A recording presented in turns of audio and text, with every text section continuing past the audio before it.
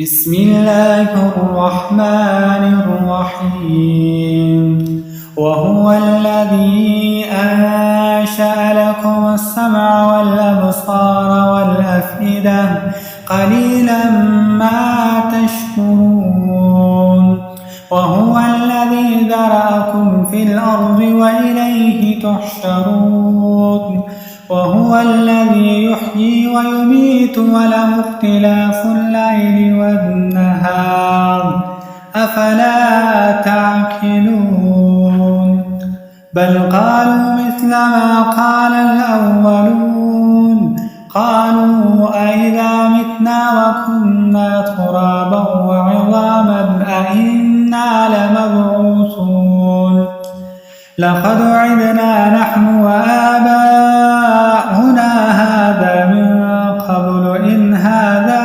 إلا أساطير الأولين قل لمن الأرض ومن فيها إن كنتم تعلمون سيقولون لله قل أفلا تذكرون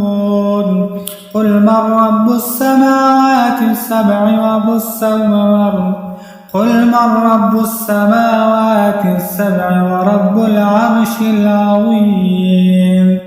سيقولون لله قل أفلا تتقون قل من بيده ملكوت كل شيء وهو يجير ولا يجار عليه إن كنتم تعلمون سيقولون لله قل فأنى تسحرون بل أتيناهم بالحق وإنهم لكاذبون ما اتخذ الله من ولد وما كان معه من إله إذا لذهب كل إله بما خلق ولعلى بعضهم على بعض سبحان الله عما يصفون عالم الغيب والشهادة فتعالى عما يشركون قل رب إما تريني ما يوعدون رب فلا تجعلني في القوم الظالمين وإنا على أن نريك ما نعدهم لقادرون ادفع بالتي هي أحسن السيئة نحن أعلم بما يصفون وقل رب أعوذ بك من همزات الشياطين وأعوذ بك رب أن يحضرون حتى إذا جاء أحدهم الموت قال رب ارجعون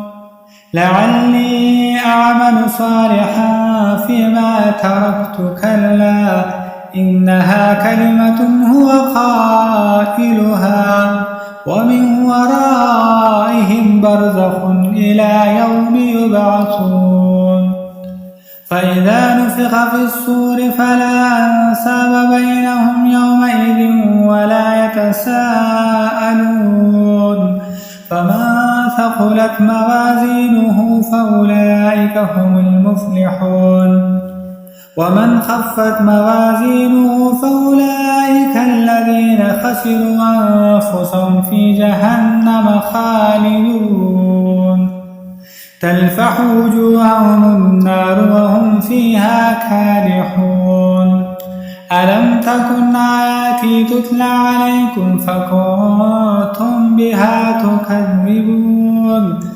قالوا ربنا غلبت علينا شقوتنا وكنا قوما ضالين ربنا أخرجنا منها فإن عدنا فإنا ظالمون قال اخسئوا فيها ولا تكلمون إنه كان فريق من عبادي يقولون ربنا آمنا فاغفر لنا وارحمنا وأنت خير الراحمين فاتخذتموهم سخريا حتى أنسوكم ذكري وكنتم منهم تضحكون إني جزيتهم اليوم بما صبروا أنهم هم الفائزون قال كم لبثتم في الأرض عدد سنين قالوا لبثنا يوما أو بعض يوم فاسأل العادين قال إن لبثتم إلا قليلا لو أنكم كنتم تعلمون أفحسبتم أنما خلقناكم عبثا وأنكم إلينا لا ترجعون فتعالى الله الملك الحق لا إله إلا هو رب العرش الكريم ومن يدع مع الله إلها آخر لا برهان له به فإنما حسابه عند ربه إنه لا يفلح الكافرون وقل رب اغفر وارحم وأنت خير الراحمين بسم الله الرحمن الرحيم سورة أنزلناها وفرضناها وأنزلنا فيها آيات بينات لعلكم تذكرون الزانية والزاني فاجلدوا كل واحد منهما 100 جلدة ولا تأخذكم بهما رأفة في دين الله إن كنتم تؤمنون بالله واليوم الآخر وليشهد عذابهما طائفة من المؤمنين الزاني لا ينكح إلا زانية أو مشركة والزانية لا ينكحها إلا زان أو مشرك وحرم ذلك على المؤمنين والذين يرمون المحصنات ثم لم يأتوا ب4 شهداء فاجلدوهم 80 جلدة ولا تقبلوا لهم شهادة أبدا وأولئك هم الفاسقون إلا الذين تابوا من بعد ذلك وأصلحوا فإن الله غفور رحيم والذين يرمون أزواجهم ولم يكن لهم شهداء إلا أنفسهم فشهادة أحدهم 4 شهادات بالله إنه لمن الصادقين والخامسة أن لعنة الله عليه إن كان من الكاذبين ويدرأ عنها العذاب أن تشهد 4 شهادات بالله إنه لمن الكاذبين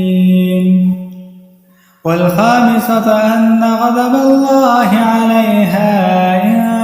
كان من الصادقين ولولا فضل الله عليكم ورحمته وأن الله تواب حكيم